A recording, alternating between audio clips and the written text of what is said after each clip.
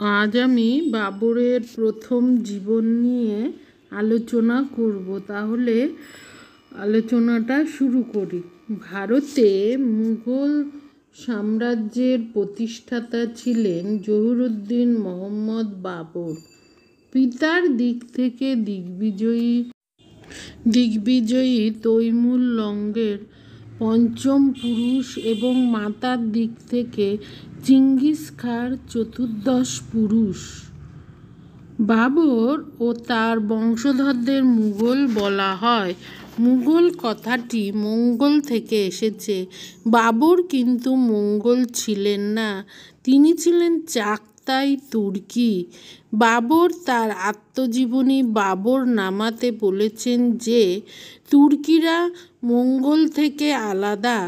যাই হোক, ভারতবর্ষে তিনি ও তার বংশধররা মুঘল বা মোগল নামে পরিচিত হন। বাবরের জন্ম হয় 1483 খ্রিস্টাব্দের 14ই ফেব্রুয়ারি মধ্য এশিয়ার ফারগানা রাজ্যের অধিপতি ওমর শেখ মির্জার গৃহে। তিনি তুর্কি জাতিসুলভ যুদ্ধবিদ্যা, তীর ছোড়া, অশ্বারোহণ প্রভৃতির ভালোভাবে আয়ত্ত করেন।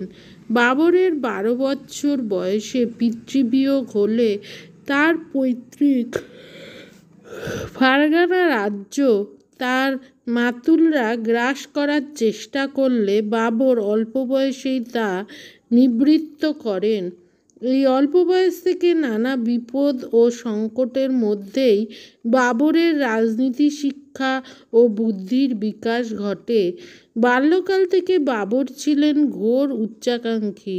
পূর্বপুরুষ তৈমুরের আদর্শ অনুসরণ করে সমরখন্দ জয় করার বাসনা তার মনে দৃঢ়ভাবে জেগে ওঠে। 1496 থেকে 1512 খ্রিস্টাব্দ পর্যন্ত সমরখন্দ জয়ের জন্য অন্তত 5 বার বাবর চেষ্টা করেন। বাবরের জীবনের এই পর্যায়টি ভারত ইতিহাসের সঙ্গে প্রত্যক্ষভাবে যুক্ত না হলেও এর পরোক্ষ প্রভাব ভারত ইতিহাসকে প্রভাবিত করে। সমরখন্দ জয়ে ব্যর্থ হয়ে বাবর ভারতের দিকে দৃষ্টি দেন। এর ফলে ভারত ইতিহাসে মুঘল যুগের সূচনা হয়। বাবর 1496 খ্রিস্টাব্দে সর্বপ্রথম সমরখন্দ জয়ের চেষ্টা করেন, কিন্তু বরফ ও প্রাকৃতিক বিপর্যয়ে তার অভিযান বিফল হয়। 1497 খ্রিস্টাব্দে তিনি পুনরায় সমরখন্দ অবরোধ করেন, কিন্তু তিনি সমরখন্দ দখলে ব্যর্থ হন। তিনি যখন সমরখন্দে ব্যস্ত থাকেন তখন তার পৈতৃক রাজ্য ফারগানা আক্রান্ত হয়। বাবর বাধ্য হয়ে সমরখন্দ থেকে চলে আসেন, কিন্তু ফারগানার একাংশ বাবরের ভ্রাতা জাহাঙ্গীর মির্জা অধিকার করে নেন।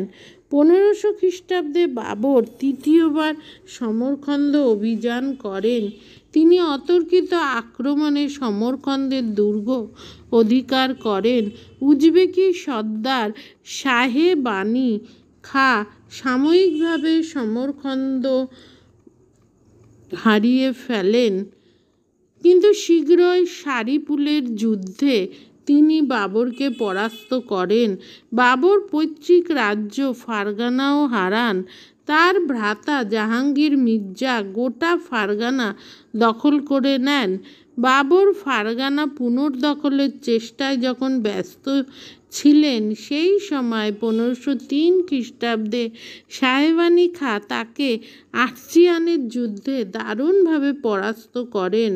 রাজ্যহারা হয়ে বাবর যখন মধ্য এশিয়ায় ভাগ্যান্বেষণে রত ছিলেন, সেই সময় তার দৃষ্টি আফগানিস্তানের দিকে পড়ে। এই সময় আফগান রাজধানী কাবুলে দারুণ অরাজকতা চলছিল। এই অরাজকতার সুযোগ নিয়ে 1504 খ্রিস্টাব্দে বাবর কাবুল দখল করে নেন। বাবর আফগানিস্তানে পাতশাহ উপাধি নেন এবং শাসন সংস্কার করে কাবুলে তার ক্ষমতা দৃঢ় করেন। তিনি কান্দাহার 1507 খ্রিস্টাব্দে অধিকার করে তার আধিপত্য বিস্তার করেন।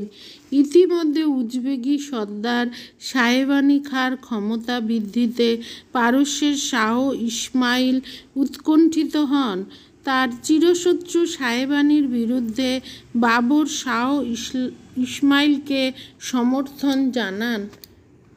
1510 খ্রিস্টাব্দে মারভের যুদ্ধে শাহ ইসমাইল সাহেবানি খাঁকে পরাস্ত ও নিহত করেন। বাবর পারস্যের শাহ ইসমাইলের সঙ্গে মিত্রতা স্থাপন করে তার সাহায্যে সমরখন্দ ও মধ্য এশিয়া 1511 খ্রিস্টাব্দে জয় করেন। এর ফলে মধ্য এশিয়া থেকে তাসখন্দ ও কাবুল পর্যন্ত ভূভাগ তার অধিকারভুক্ত হয়।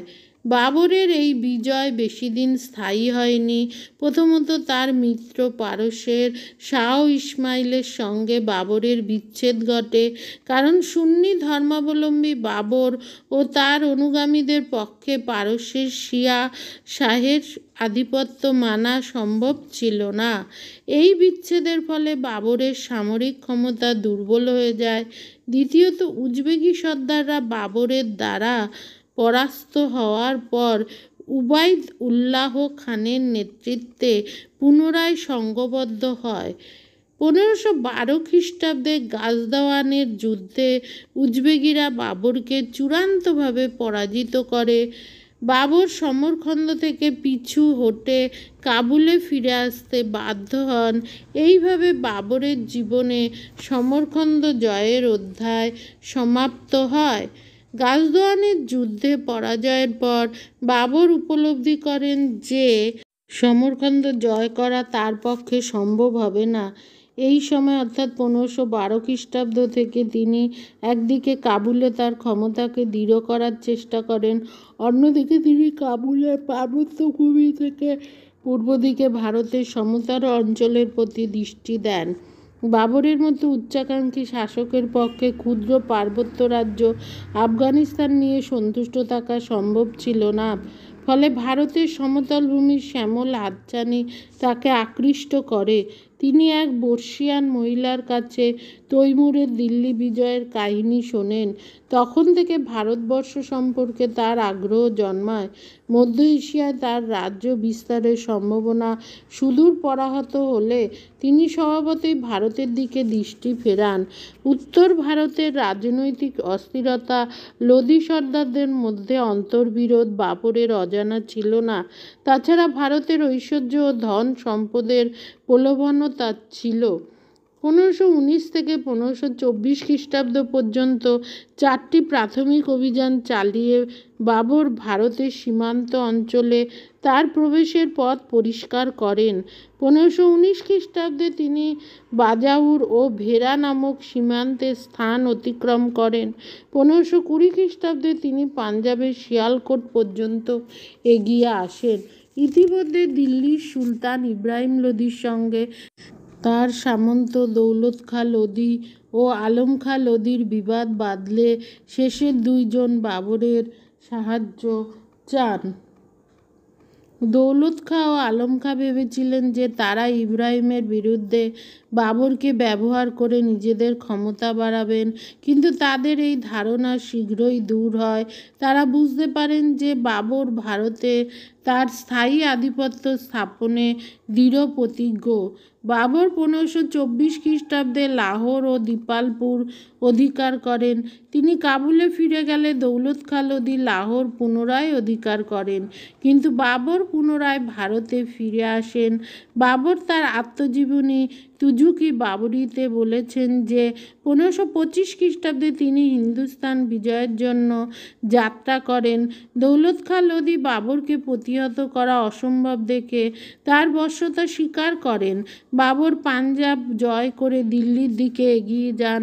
ইব্রাহিম লোদি দিল্লি রক্ষার জন্য তাকে পানিপথের প্রান্তরে বাধা দিলে 1526 খ্রিস্টাব্দে পানিপথের প্রথম যুদ্ধ সংঘটিত হয়। বাবর তার আত্মজীবনীতে বলেছেন যে তার হাতে মাত্র 12,000 সেনা ছিল। ঐতিহাসিক রাসব্রুক উইলিয়ামসের মতে পানিপথে শেষ পর্যন্ত বাবরের হাতে মাত্র 8,000 সেনা ছিল। এর সঙ্গে কিছু অতিরিক্ত সেনা পাঞ্জাব জয়ের পর যোগ দেয়। ইব্রাহিম লোদির 1,00,000 সেনা ছিল বলে জানা যায়। গবেষকদের মতে প্রকৃতপক্ষে ইব্রাহিমের 40,000 সেনা ছিল। ইব্রাহিম লোদির বিরাট বাহিনীর সম্মুখীন হয়ে বাবর হতাশ হননি। তিনি উজবেকি ও তুর্কিদের কাছ থেকে নতুন রণকৌশল শিখেছিলেন। এর নাম ছিল তুলগুমা যুদ্ধরীতি। বাবর নতুন ব্যূহ গঠন, তার আগ্নেয়াস্ত্র, কামান ও বন্দুকের উপযুক্ত ব্যবহার এবং উজবেকি অশ্বারোহীদের দ্বারা আক্রমণ, এই 3 কৌশলে তিনি পানিপথে ইব্রাহিমের বাহিনীকে ছত্রভঙ্গ করে দেয়। ইব্রাহিম যুদ্ধক্ষেত্রে নিহত হন। এই প্রথম ভারতে আগ্নেয়াস্ত্রের ব্যবহার করা হয়। পানিপথের প্রথম যুদ্ধ 21শে এপ্রিল 1526 খ্রিস্টাব্দ ছিল বিশেষ গুরুত্বপূর্ণ। এই যুদ্ধে পরাজয়ের ফলে আফগান শক্তি ছত্রভঙ্গ হয়ে যায়। দিল্লি ও আগ্রার দরজা বাবরের কাছে খুলে যায়। ভারতে মুঘল সাম্রাজ্য প্রতিষ্ঠার প্রথম ধাপ স্থাপিত হয়। বাবরের সামরিক শ্রেষ্ঠত্ব নিঃসন্দেহে প্রমাণিত হয়। তাছাড়া বাবরের আগ্নেয়াস্ত্রের সম্মুখে ভারতীয় বাহিনী যুদ্ধ জয়ে অক্ষম হবে একথা বোঝা যায়। অবশ্য পানিপথের যুদ্ধ জয়ের ফলে উত্তর ভারতে বাবরের সম্পূর্ণভাবে পদানত হয় একথা বলা যায় না। আফগান শক্তি বিভিন্ন অঞ্চলে প্রত্যাঘাত চেষ্টা চালায়। রাজপুত শক্তি তখনও অটুট ছিল। রাসব্রুক উইলিয়ামস বলেছেন যে পানিপথের জয় দ্বারা সাম্রাজ্য স্থাপনের প্রথম পদক্ষেপ ঘটে। তখনও আফগান উপজাতি সমূহের বিরোধিতা ছিল প্রধান বড় বাধা।